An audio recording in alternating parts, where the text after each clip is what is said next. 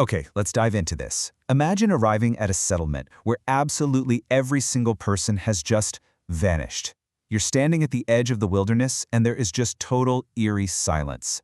Today, our explainer is unpacking the ultimate historical cold case. We're looking at the Roanoke Colony, which is widely considered to be America's first and, honestly, perhaps its most famous, unsolved disappearance. No bodies, no signs of a struggle, no clues. It really sends a shiver down your spine, doesn't it? You know, when we investigate historical events, we usually have a paper trail or ruined buildings or at least a battlefield. But here, there's absolutely nothing explaining what happened. Just an empty settlement that had seemingly been swallowed up by the earth itself.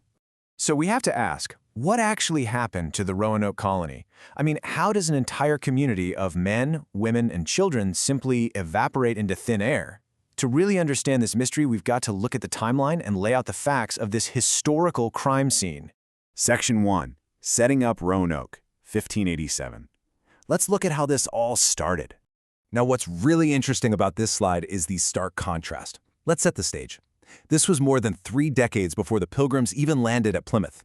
Governor John White led this incredibly ambitious and dangerous expedition across the Atlantic to establish a colony on Roanoke Island, right off the coast of present-day North Carolina.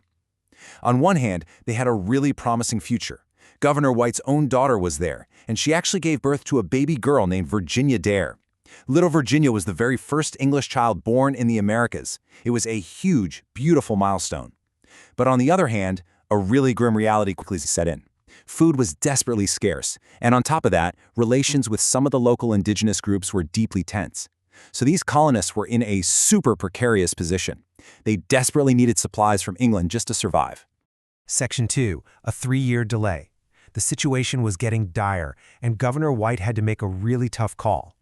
The pressure was mounting. To save his family and his colony, White sailed back to England in 1587 to get help. Now, the plan was just a quick turnaround. The trip was only supposed to take a few months. But history, as it so often does, intervened.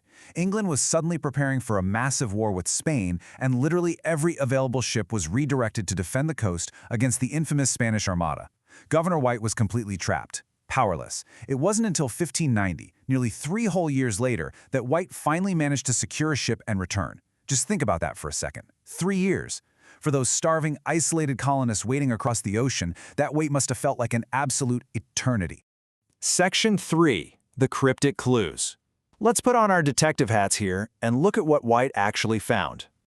So, when Governor White finally steps off that ship in 1590, obviously anxious to see his daughter and granddaughter, the settlement is just deserted, completely deserted. The homes had been systematically dismantled, the heavy fortifications were entirely gone, not a single colonist remained. But here's the most baffling part of the entire investigation. No graves, no human remains, and absolutely zero evidence of a battle or any kind of violence. Think about it. If they'd been attacked, you'd expect chaos, right? Destruction, casualties. But instead, it was like they had carefully packed up their things and just calmly walked off the face of the earth. Amidst this ghostly silence, Governor White found exactly one major clue. A single word, carved deeply into a wooden fence post: Croatoan. And nearby, there was a second, partial carving that simply read CRO. That was it. No notes, no directions. Just these carved letters standing silently in the empty settlement. So the crucial point is, what did this actually mean? Well, Croatoan was the name of a nearby island, and it was also the name of the indigenous people who lived there. It was a solid lead. It seemed to point directly to where the colonists might have gone. But in this incredibly tragic twist of fate, before Governor White could follow up on this clue and sail to the island, severe, insanely dangerous weather rolled in. The storms were so fierce, they literally forced his ship to abandon the search entirely and flee the area. It is the ultimate historical cliffhanger. Section 4. 4 compelling theories. This brings us to the suspect board phase of our explainer. Because we lack definitive physical evidence, historians have spent over 4 centuries debating what happened. We kind of just have to logically deduce it. So let's break down the 4 main hypotheses side by side.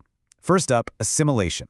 This theory suggests the colonists realized they were totally abandoned, dismantled their fort, and peacefully joined the friendly Croatoan people, absorbing entirely into their community. Second, we have inland relocation. Maybe they moved further inland seeking better land or resources, but were eventually lost to disease, starvation, or conflict. Third is a hostile attack. The idea here is that they were wiped out by hostile forces, though again, the complete lack of battle evidence makes this one a bit tricky to prove. And finally, environmental disaster. Some severe natural event, like a massive hurricane or extreme drought, simply drove them away. Over the years, archaeology has provided little hints here and there, but no single theory has definitively solved the mystery. Section 5. An enduring historical mystery. Which really brings us to why we're still talking about this today. Why does this specific story continue to captivate us so much? Well, it's because the Roanoke colony sits right at the very beginning of the nation's story. This isn't just dry history. It's a real-life puzzle locked in time at the very dawn of English settlement in North America.